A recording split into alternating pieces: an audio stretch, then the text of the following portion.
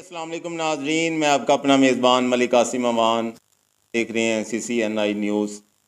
آج ہم آپ کی ملاقات ایک ایسی شخصیت سے کرانا چاہتے ہیں جو اپنے کام میں منفرد مقام رکھتے ہیں اور جن کے پاکستان اور پاکستان سے باہر کئی شاگرد شعبہ صحافت سے وابستہ ہیں، جن کا نام صداقت علی اوان ہے۔ آئیے ان کے ساتھ تفصیل سے ہم بات کرتے ہیں۔ جی السلام علیکم۔ وعلیکم السلام۔ سر کیا حال چال ہیں؟ ٹھیک ہیں؟ الحمدللہ، آپ سنائیں، آپ ٹھیک ہیں؟ شکر اللہ پاک کا۔ سر ویسے تو آپ کسی تعارف کے محتاج نہیں ہیں، ہمیں بتائیے کہ شعبہ صحافت سے وابستگی کب سے ہے؟ شعبہ صحافت سے مجھے وابستہ ہوئے تقریباً 49 سال ہو گئے ہیں۔ 49 سال پہلے ہمارے استاد شہید صلاح الدین صاحب، نام آپ نے سنا ہوگا، تکبیر میگزین، ابتدا تھی ہماری جسارت اخبار۔ تو اس زمانے میں جسارت اخبار کے آنر جو تھے وہ جماعت اسلامی کے امیر مولانا طفیل صاحب ہوا کرتے تھے۔ یہ ہماری ابتدا تھی شعبہ صحافت کی۔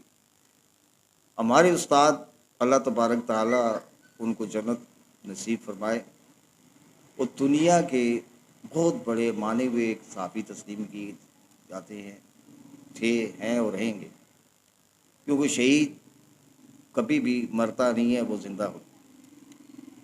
صلاح الدین صاحب اس دنیا کے ایک ایسے صحافی تھے جو نہ کبھی بکے نہ کبھی جھکے، شہید کر دیے گئے لیکن انہوں نے قلم کی حرمت کو کبھی نہ بیچا۔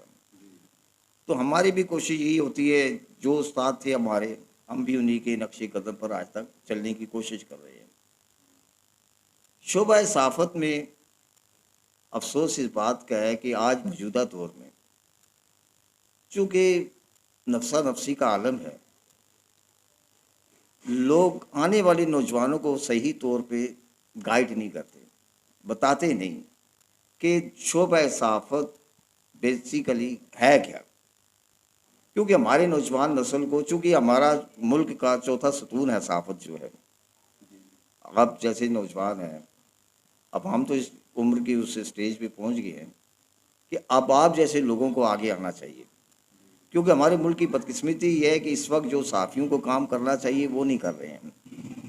اس کی وجہ کیا ہے کہ آج کل بہت سے لوگ اب میری اس بات سے ہمیشہ اختلاف بھی کرتے ہیں، وہ کہتے ہیں یار آپ ایسا نہ کہا کریں، لیکن میں کہنے پہ اس لیے مجبور ہو جاتا ہوں کہ یہ ہمارے مذہب میں بھی جائز نہیں ہے، اخلاقیات میں بھی یہ چیز نہیں آتی کہ آپ جب کسی کو بلیک میل کرتے ہیں، کسی کی عزت اچھالتے ہیں، جبکہ شعبہ صحافت وہ پاک شعبہ ہے کہ جس کا مطلب کیا ہے۔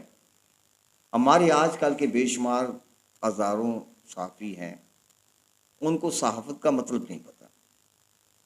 صحافت کا لفظ جو ہے یہ 5-6 لفظوں کا مجموعہ ہے صحافت، سواد ہے الف فے اور تے۔ اب یہ جو 5 الفاظ ہیں اس کا کوئی مقصد ہے۔ سواد سے جو آتا ہے وہ صحیح حقائق، سواد سے صحیح، ہے سے حقائق، اور الف سے انصاف پر مبنی، فے سے فروغ، تے سے تحریک، صحیح انصاف پر مبنی فروغ تحریک صحافت کا مطلب ہے۔ اب یہاں پر دوسری طرف ہم آتے ہیں، انگریزی میں کہتے ہیں نیوز، NEWS۔ اب نارتھ ایسٹ ویسٹ ساؤتھ، مشرق مغرب شمال جنوب، چونکہ ہمارے یہاں یونیورسٹی میں شعبہ صحافت کا سبجیکٹ تو ہے لیکن صحیح معنی میں تربیت نہیں دی جا رہی نوجوانوں کو۔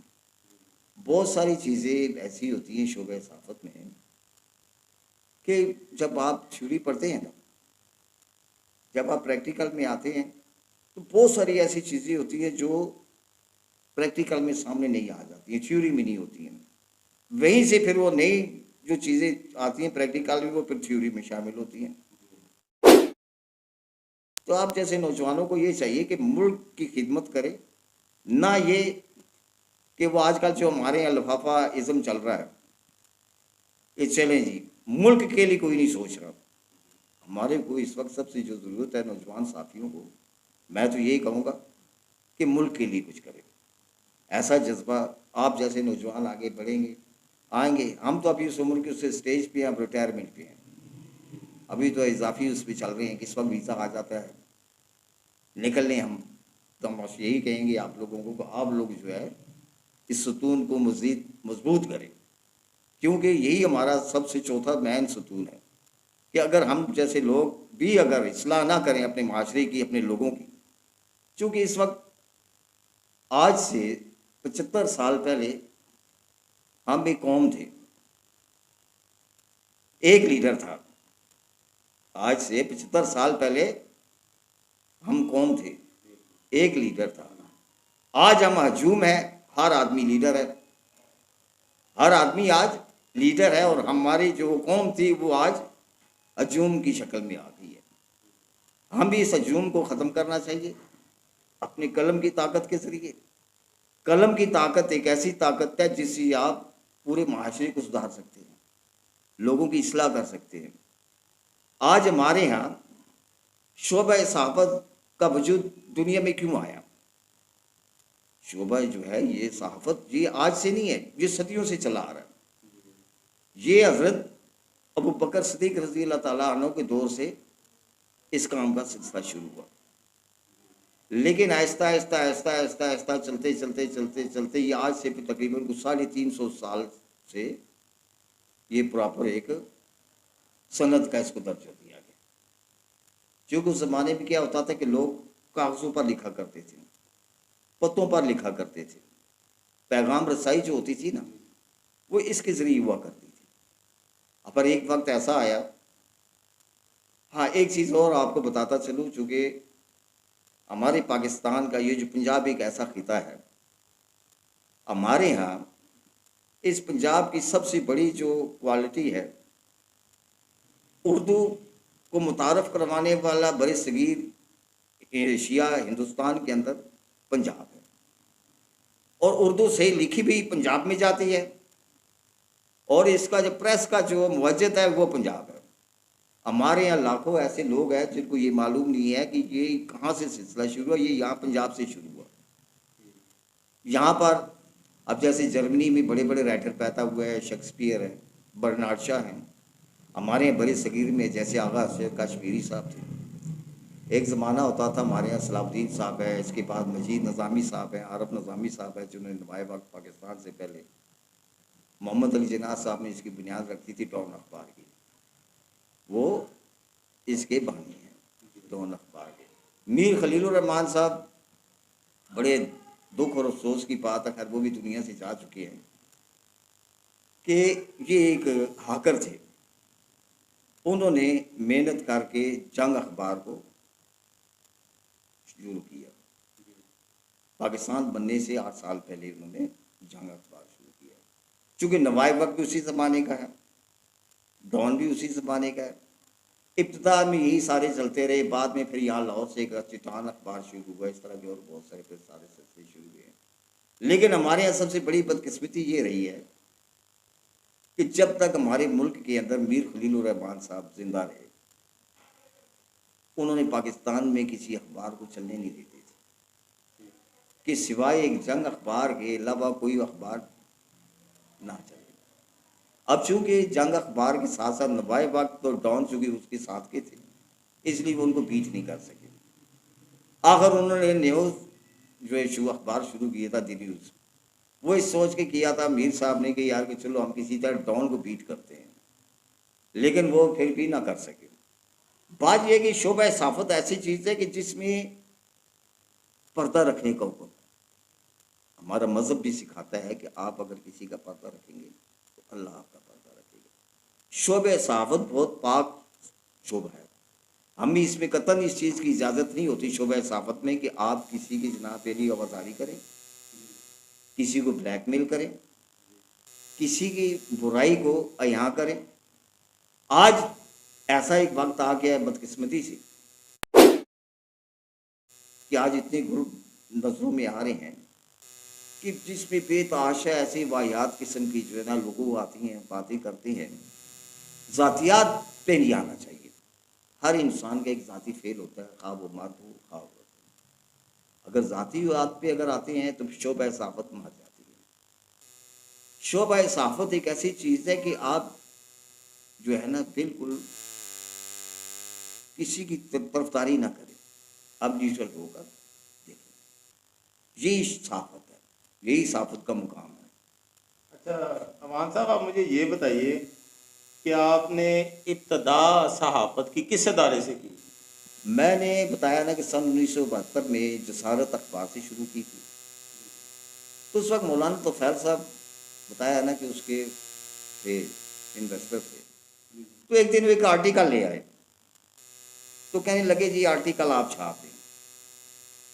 اب کسی بھی اخبار کا جو عدالتی صفحہ ہوتا ہے جس کو ہم ایڈیٹوریل کہتے ہیں، جو ایڈیٹر ہوتا ہے، ایڈیٹر جو ہوتا ہے یہ اس کی ذمہ داری ہوتی ہے کہ سرخی کیا لگانی ہے، ذیلی کیا دینی ہے، سپر لیڈ کیا ہوتی ہے، لیڈ کیا ہوتی ہے، یا جو ہم لکھتے ہیں تجزیے وغیرہ لکھتے ہیں وہ دیکھنا یہ ہوتا ہے کہ اس میں کوئی قابل اعتراض مذہب کے بارے میں، کسی اور کے بارے میں ایسا تو نہیں کسی کی دل آزاری ہو.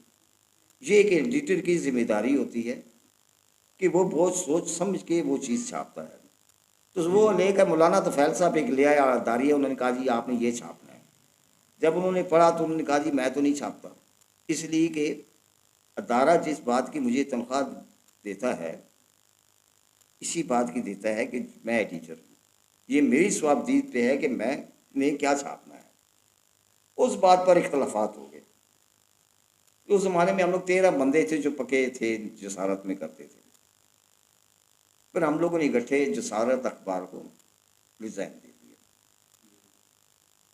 پاکستان کی تاریخ میں جسارت 17 دن بند رہا. پہلی دفعہ ایسا ہوا جب جسارت اخبار 17 دن بند رہا. اس کے بعد پھر ہم لوگوں نے صلاح الدین صاحب نے تکبیر میگزین کی ڈکلیریشن کراچی سے. اور آج بھی میرا خیال ہے کہ پاکستان میں تکبیر میگزین جیسے کوئی میگزین نہیں ہے.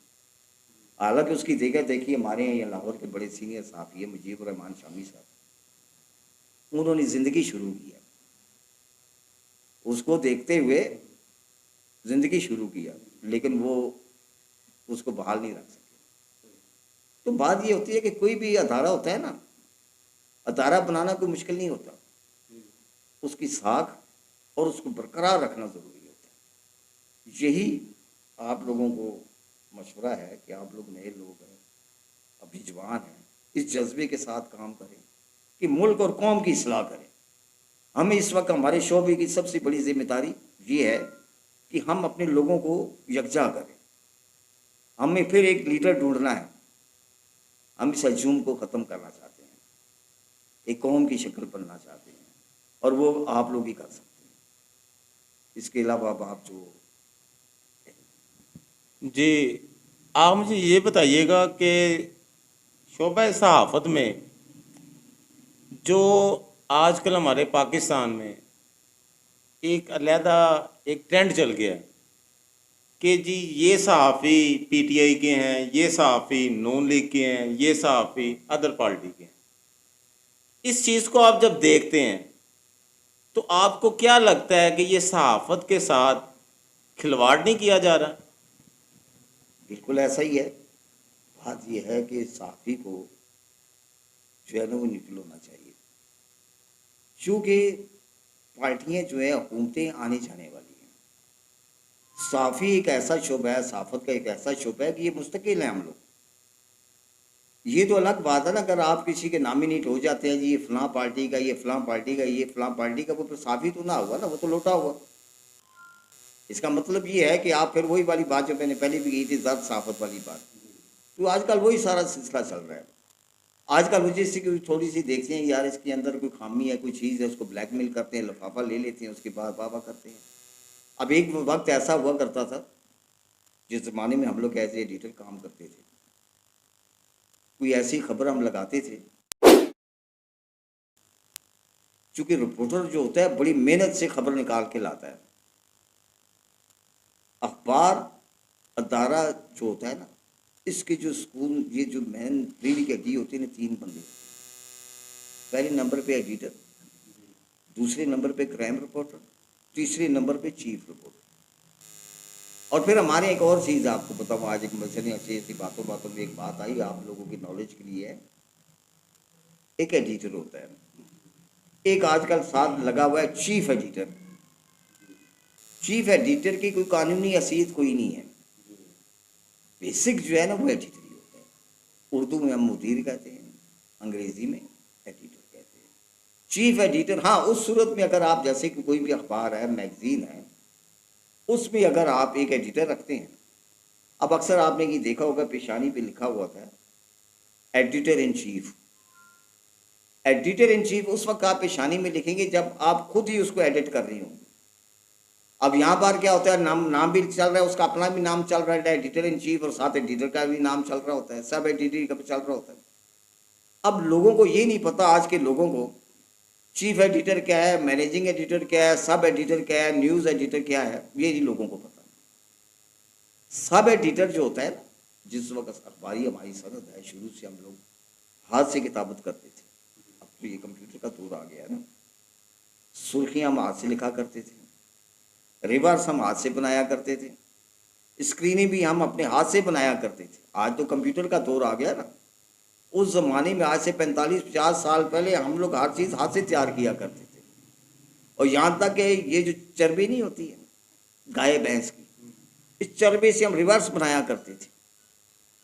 یعنی اب یہ پروسیس کے تو بعد میں اس وقت بہت کم پروسیس کا کام ہوتا تھا، لیکن ہم ریورس چربی سے بنایا کرتے تھے. وہ بھی ایک ٹیکنیک تھی، ایک طریقہ کار تھا. آج وہ لوگ اسے نہ پہ تو لوگوں کو پتہ ہی نہیں صحافت ہے کیا. صحیح معنوں میں اصل میں دیکھا یہ ہے، ہمارے یہاں ہر آدمی خود استاد ہے. ہر آدمی خود استاد ہے، اس کو سیکھنے کی کوئی ضرورت نہیں ہے. آج ہمارے یہاں سب سے بڑا آدمی ہے.